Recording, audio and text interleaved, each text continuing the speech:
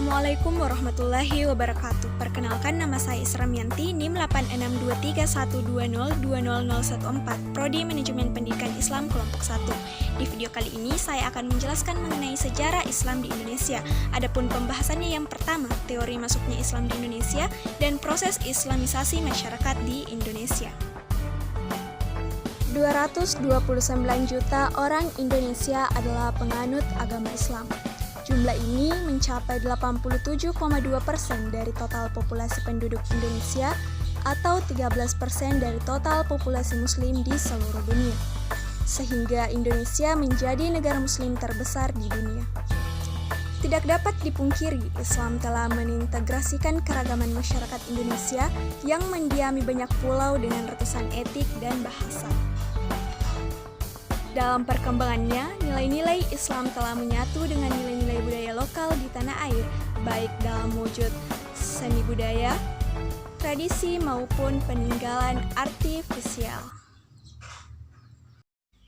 Teori-teori masuknya Islam di Indonesia.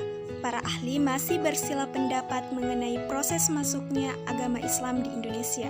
Perbedaan pendapat ini mengerucut pada dua hal, yaitu waktu dan tempat. Pendapat pertama adalah teori India atau Gujarat. Teori ini dicetuskan oleh G.W.J. Drewes dan dikembangkan oleh Snodgrass dan kawan-kawan. Selain itu, teori India atau Gujarat ini juga diyakini oleh sejarawan Indonesia Soecip Tewarjo Parto yang meyakini awal masuknya Islam di Indonesia adalah melalui India. Teori India atau Gujarat adalah teori yang menyebutkan bahwa agama Islam masuk ke Indonesia melalui para pedagang dari India Muslim Gujarat yang berdagang di Nusantara pada abad ke-13. Para saudagar dari Gujarat yang datang dari Malaka kemudian menjalin relasi dengan orang-orang di wilayah barat di Indonesia. Kemudian setelah itu terbentuklah sebuah kerajaan Islam yang bernama Kerajaan Samudra Pasai. Banyak bukti yang menguatkan teori Gujarat ini, salah satunya adalah makam Malik As-Saleh yang merupakan salah satu pendiri Kerajaan Samudra Pasai. Corak dari batu nisan Malik As-Saleh sangat mirip dengan batu nisan yang ada di Gujarat. Bahkan, makam salah satu wali Songo yakni makam Maulana Malik Ibrahim juga memiliki batu nisan khas Gujarat seperti makam Malik As-Saleh. Pendapat kedua, teori Arab atau Mekkah. Selanjutnya ada teori Arab atau Mekkah yang merupakan teori Islam yang menyebutkan bahwa Islam masuk ke Indonesia langsung dari Arab Mekkah pada masa kekhalifahan. Teori ini didukung oleh J.J. Van Leur hingga Buya Hamka atau Abdul Malik Karim Amrullah. Pada bukunya yang berjudul Sejarah Umat Islam yang terbit pada tahun 1997, Buya Hamka menjelaskan bukti-bukti masuknya agama Islam di Indonesia. Buktinya berupa sumber dari naskah kuno Cina yang menyebutkan bahwa sekelompok bangsa Arab yang bermukim di pesisir barat Pulau Sumatera pada tahun 625 Masehi. Teori ini juga didukung oleh T.W. Arnold yang menyatakan bahwa pada masa itu bangsa Arab merupakan bangsa yang dominan dalam perdagangan di Nusantara, kemudian mereka menikah dengan warga pribumi dan berdakwah di Nusantara. Selain itu, di kawasan tersebut pada saat itu merupakan kekuasaan Kerajaan Sriwijaya. Pendapat ketiga adalah teori Persia atau Iran, teori yang menyatakan bahwa asal mula Islam masuk ke Indonesia dari negara Persia yang sekarang bernama Iran adalah teori yang didukung oleh Husain Jajadiningrat dan Umar Amir Hussein dan Umar Amir. Husain Jajadiningrat berpendapat jika teori Persia ini selaras dengan asal mula masuknya Islam di Indonesia. Hal ini dikarenakan menurut Jajadiningrat kebudayaan Islam di Nusantara memiliki banyak kesamaan dengan kebudayaan Islam di Persia. Salah satu contoh kebudayaan Islam di Nusantara yang mirip dengan kebudayaan Islam di Persia adalah kaligrafi yang ada di makam batu nisan di Nusantara. Ada pula beberapa ritual keagamaan seperti tabot di daerah Bengkulu dan tabuik di daerah Sumatera Barat yang hampir sama persis dengan ritual keagamaan di Persia yang diadakan setiap tanggal 10 bulan Muharram. Teori Persia ini dianggap kurang relevan dengan fakta yang ada. Pendapat keempat adalah teori Cina.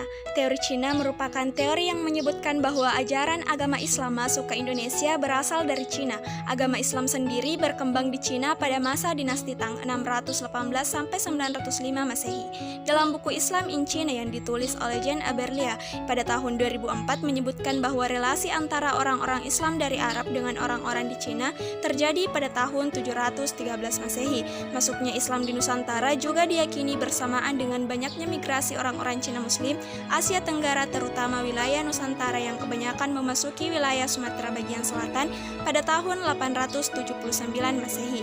Bukti lain dari teori Cina ini adalah banyaknya pendakwa yang berasal dari keturunan Cina yang mempunyai pengaruh besar pada masa Kerajaan Demak. Proses Islamisasi masyarakat Indonesia. Yang pertama, perdagangan. Saluran perdagangan merupakan saluran utama penyebaran Islam di Nusantara. Dalam buku Arkeologi Islam Nusantara karya Uka Jada Sasmita, pembawa dan penyebar agama Islam pada masa-masa permulaan adalah golongan pedagang.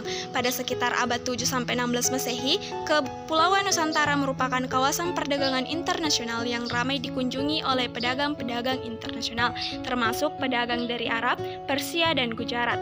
Ramainya aktivitas perdagangan Nusantara menjadi faktor penting dalam kesuksesan Islamisasi Nusantara melalui jalur perdagangan. Yang kedua, saluran perkawinan. Saluran perkawinan merupakan salah satu cara yang mudah dan efektif dalam Islamisasi Nusantara. Pedagang Islam banyak yang melakukan perkawinan dengan kaum perempuan pribumi dari kalangan bangsawan hingga anggota kerajaan. Saluran yang ketiga, pendidikan.